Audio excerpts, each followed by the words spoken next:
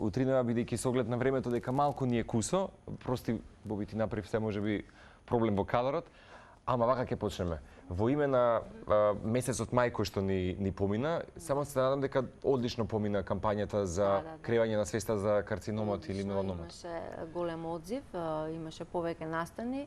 Јас во својата ординација во Дерманова 2 дена посветив на комплетно бесплатни прегледи, беа прегледани дури 67 пациенти, од кои што од сите возрасти, од 20 до 94, многу од нив и за прв пат дојдоа, што ме радува, значи ја научиле лекцијата што се вели дека треба тоа да се направи, и од тие 67 дури 8 базоцелуларни карциноми беа откриени и еден суспектен меланом. Што значи дека од само 67 пациенти. Што значи дека процентот е многу висок. Процентот на карциномите на кожа постојано расте, очигледно, нели, еве гледаме какви ни се временските услови, се потешки, се повисоки температури, повисок УВ индекс, што значи дека оштетувањата на кожата се исто така поинтензивни. И затоа имаме и намалување на возрастната граница. Најмладиот пациент со базоцелуларен карцином имаше 26 години, а за меланомот и онака не постојат граници, иако и тука најмладиот беше 27.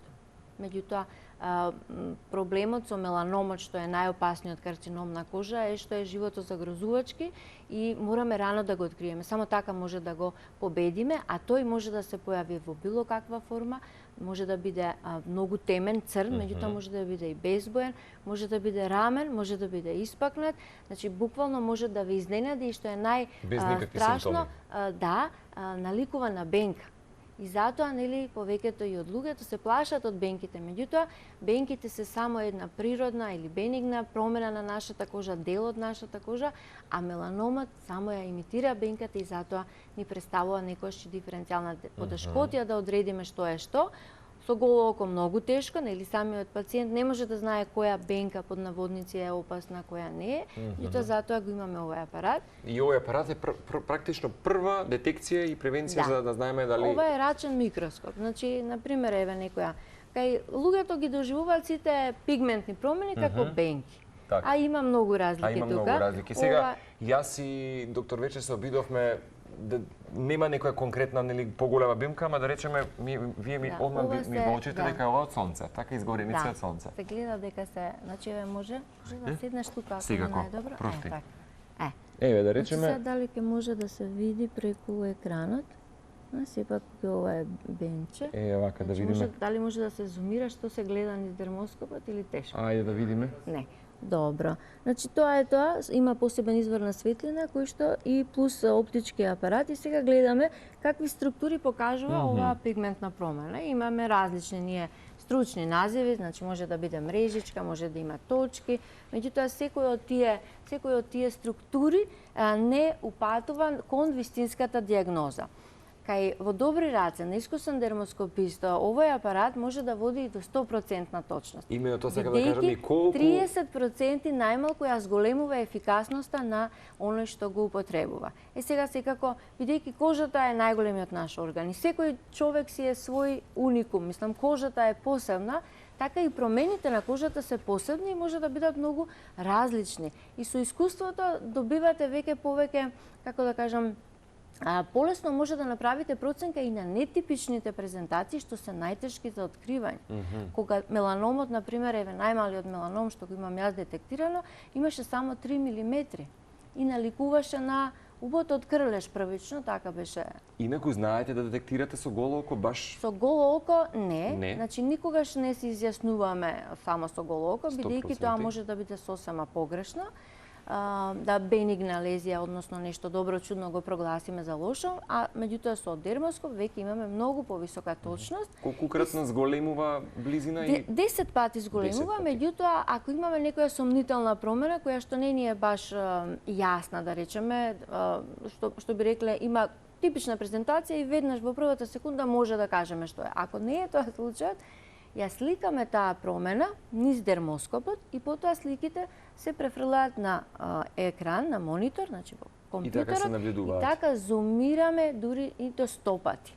Така да ова зголемување од 10 е само првичното да се регистрира, меѓутоа потоа со дигиталната дермоскопија, кога ќе се зголеми таа промена, буквално секоја точка, секој дел од милиметарот се гледа и можеме и поуспешно да ја анализираме и на тој начин можеме и да најдеме меланоми кои што само со рачен дермоскоп би можели да бидат пропуштени. Кои се практично првите превенции и како да се заштитиме од високото УВ зрачење? УВ зрачење, да. Во последнава недела, нели интензивно, мислам дека и портокалова фаза, прогласивме бидејќи индексот над 8 е многу висок. И тој индекс на некој начин ни кажува колку е штетноста од зрачењето и што да превземеме. Прво и основно е да избегнуваме движење во тие нели најаките, најинтензивните периоди, да носиме шапка со широк обод, да носиме очила, очите многу страдаат значи од сонцето исто така. Со облеката колку можеме да ја покриеме кожата и секако да користиме крема со заштитен фактор. Бидејќи таа ни ја штите директно кожата од нели превенира изгореници, меѓутоа исто така исто тоа што не штити од УВ зраците на некој начин и од пребрзо и така наречено фотостарење на кожата. А крајниот ефект од фотостарењето се карциномите на кожата. Значи тие се тие три нивоа и оваа заштита е докажана со многу студии. Така да употребувајте ги средствата и штитете се нели со овие дополнителни мерки секако, бидејќи сонцето е немилосредно последниве денови, а и со годините нели се пожешко и пожешко станува поради климатските промени за кои што сме нели често сведоци. Имено ќе ви заблагодарам за она што ми дадовте можеби како хайлайт поточки за да некое прашање поставам. Правилна употреба на заштитните фактори секојдневно при секој подлог престојно отворено, не само на плажа за време на одморите, така како што ги гледаме илустрациите. Дали една апликација е доволна или не? Секако дека не е доволна. Дури во градска средина. И во градска средина. Да речеме, еве, кога зборуваме во однос на количеството на кремата што е потребна, да речеме за лицето потребни се 2 линии од кремата, значи тоа е еден како наједноставен репер или го викаме правило на двата прста. Ставите од кремата на едниот прст, ставите на лицето, утапкајте и потоа и на другиот прст. Со тоа од прилика добиваме 2 милиграми на сантиметар квадратен, кој што го гарантира заштитниот фактор деклариран на кремата, со тоа дека ќе го постигнете. Меѓутоа, колку и да е висок заштитниот фактор, во рок од 2 часа тој се троши. Едноставно тие филтри се трошат, ги абсорбираат УВ зраците или пак ќе се избришат со нели секојдневните активности. И затоа треба на 2 часа да се повтори. На тој начин ќе бидеме заштитени. Ова говориме, доктор Верче, за 20, 30, 50 фактор и така натаму? За сите важи истото правило? Факторите се наменети според, да речеме, типот на кожа. Ние дури и типовите на кожа ги делиме според тоа колку брзо горат на сонце. Дали лесно потемнуваат, дали секогаш горат па потемнуваат или воопшто не потемнуваат. И тоа се тие некои 5 групи, кои што значи со таа проценка потоа го советуваме пациентот кој тип на фактор и колку мислам и како да го употребува. Например, кај потемните кожи можеме и со 30 или дури и со 15 фактор, бидејќи тој заштитува 94 до 97% од кожата. А кај почувствителните кожи, нели посветлите со, да речеме, со црвеникав пигмент, со пегички, тие многу лесно горат, а никогаш не потемнуваат. Така да апел до оние кои што сакаат потемнете. Ако имате чувствителна кожа, што и да правите, вашата кожа нема да потемне, бидејќи немате доволно меланоцити.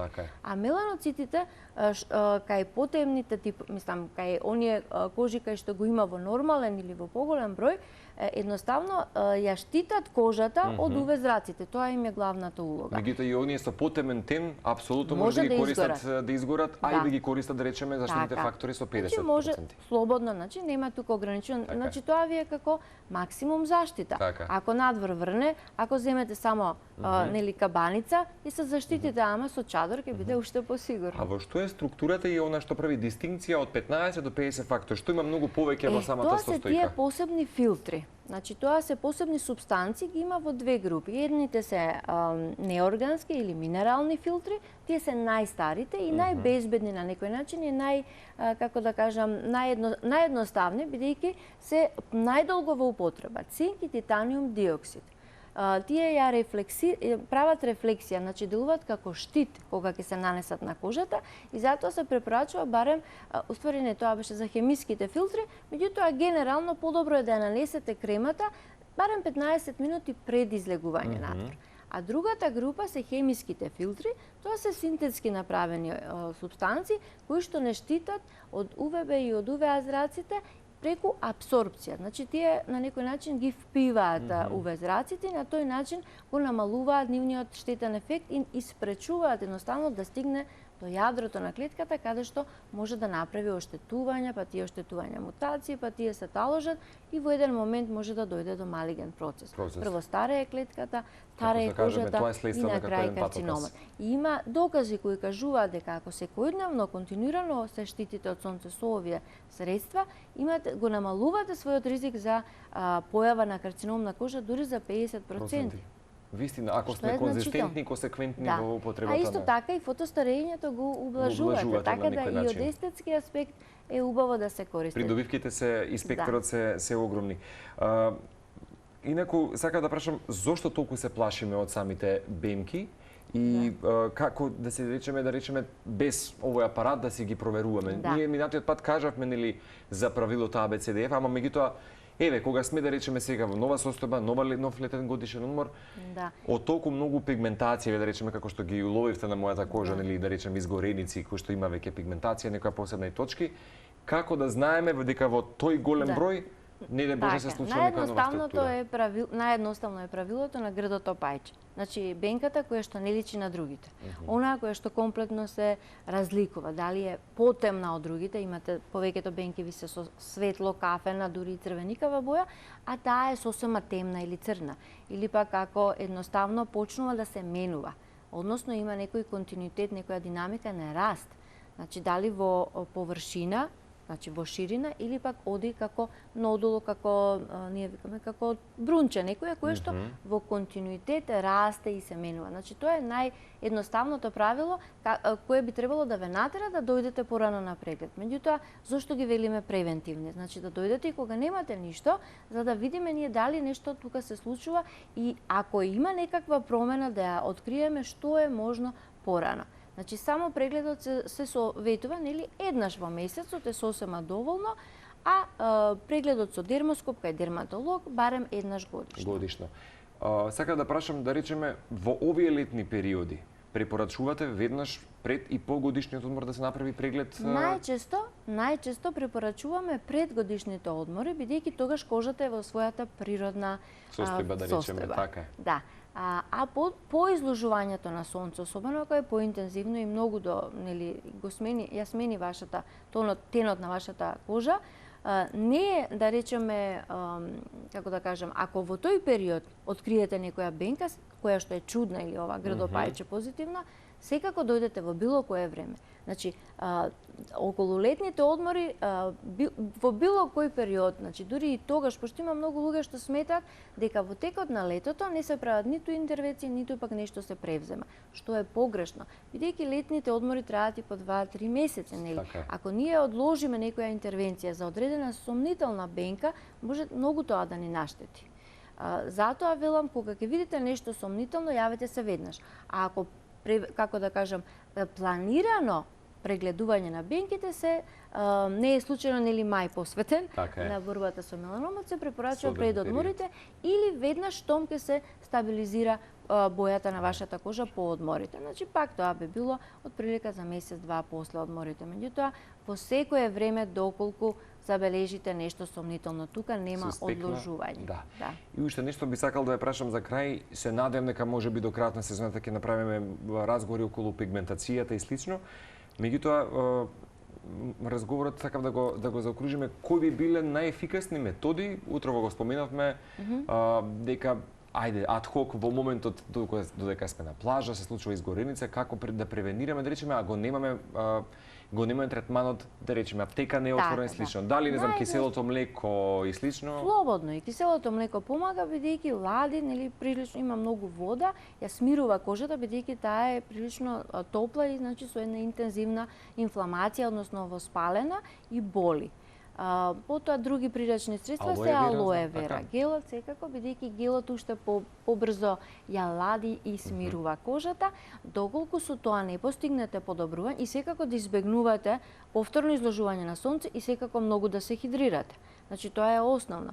Ако и покрај тие мерки имате се уште симптоми или се појават пликови, тогаш јавете се, сигурно има дежурен лекар во било кое место кај што, да, за да ви даде соодветна терапија, бидејќи со тоа нели се заштитувате и од можна дехидратација или други компликации понатаму. Еве во мојот баш ги гледаме некои од тие инсерти како може да се превенираме и помогнеме при голема изложеност и изгореница. Некаде прочитав мислам дека превентивно. Најбрзо и веднаш ке Дали може би сум слушнал медот дека исто така може би да помогне, некаде слушнав, да, некаде прочитав. На изгореница, не знам, има посебни медови специјално направени. Еве во овој момент баш ги извадив овие некои прв пат морам да признам дека забележав. Дури некаде видов и сосот од домати. Ова не е медицинско средство, така да не можам да го препорачам, инаку медот е многу здрав, подобро би го консумирале отколку на кожата, бидејќи ова е доста лепливо и сега го ставите на она кожа која што буквално може со еден допир да почне да се лупи, не знам баш колку би било тоа добро. Ова може. Ова исто така богато со вода и веднаш мирува, нели, за очи. Да, за подочниците е идеално. Мислам се препорачува. Така да само внимавајте на нели интернет, се што може да се види, сепак консултирате лекар. Да, имено. Доктор Верче, ти благодарам уште еднаш за тоа што не посети во утринска на Телма и посакувам се ова како спакувано од ова издание барем 50% да го искористиме и навистина да бидеме толку многу детерминирани и во фокусот да не биде всушност нели летниот годишен одмор. Да, меѓутоа вистина си ја негуваме и да ги забележуваме сите суспекти кои што се појавуваат на најголемиот човечки орган. Ви благодарам уште еднаш. Се гледаме повторно во текот на летото.